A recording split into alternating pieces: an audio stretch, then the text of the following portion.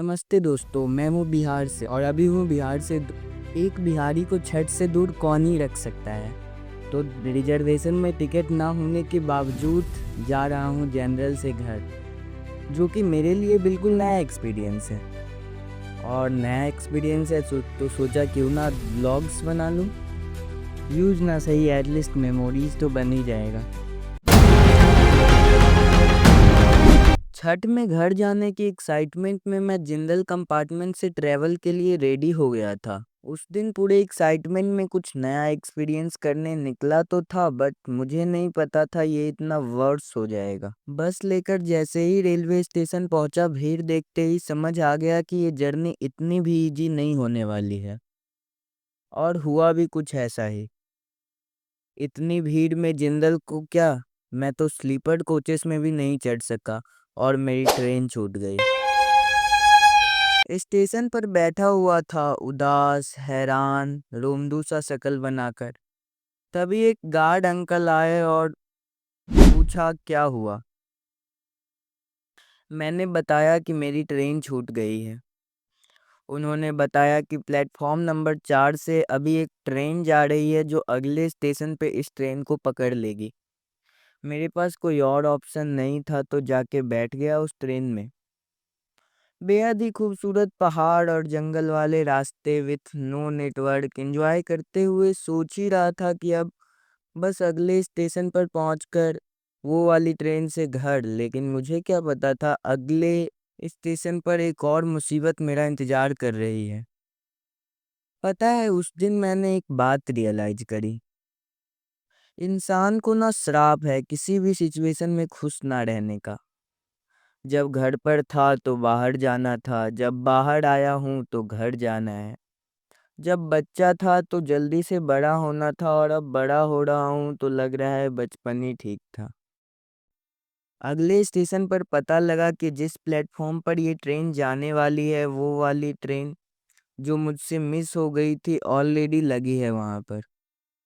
और उसके जाने के बाद ही ये ट्रेन वहाँ जाएगी। फिर मैं अपनी खराब किस्मत को कोस ही रहा होता हूँ कि मालूम चलता है कि एक सत्याग्रह एक्सप्रेस सगौली, जो कि मेरे नियर बाई स्टेशन मुजफ्फरपुर से 2 घंटे दूर है, वहां तक जाएगी। जिस प्लेटफॉर्म पर वो ट्रेन आने वाली थी वहां पहले एक और ट्रेन आई जिसमें सारे डब्बे जनरल क्लास के थे। और भीड़ इतनी कि पूछो ही मत। लोग वॉशरूम तक में भरे पड़े थे। एक कपल था जिसमें लेडी के हाथ में एक बच्चा था जो कि बीमार लग रहा था।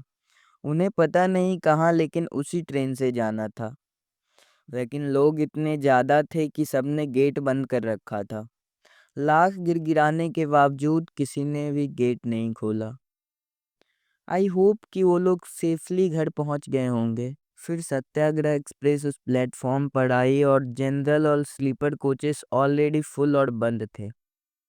बट थर्ड टियर एसी का गेट खुला था, तो मैंने सोचा कि अंदर से चला जाऊंगा स्लीपर कोचेस में, और मैं चढ़ गया।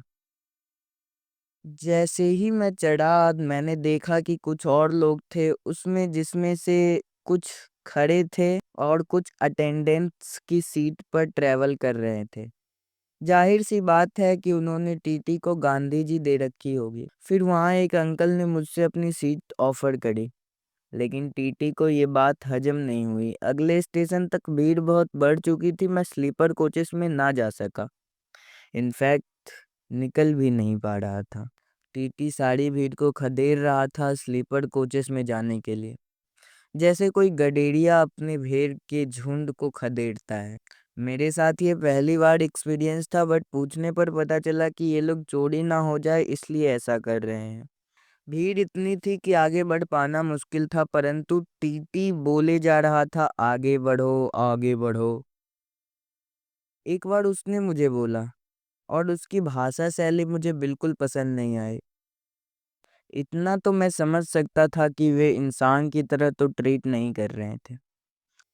टीटी ने मुझे आगे बढ़ने को कहा, परंतु आगे जगह नहीं थी। तो मैंने उससे कहा, परंतु वो फिर से अलग भाषा शैली में बोलने लगा।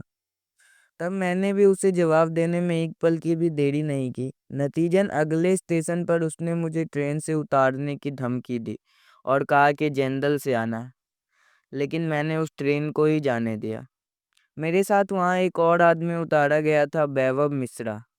दुर्भाग्य कह सकते हैं या सौभाग्य, मुझे पता नहीं, परंतु वो भी रेलवे का ही स्टाफ था और उसकी रेलवे एग्जाम में पूरे इंडिया में 873 रैंक आई थी, जिसके वजह से उसको नौकरी मिली थी। वहां से हम दोनों बस स्टैंड गए और सीतापुर की बस ली। सीतापुर से लखनऊ की बस लेकर हम लोग लखनऊ पहुंच गए।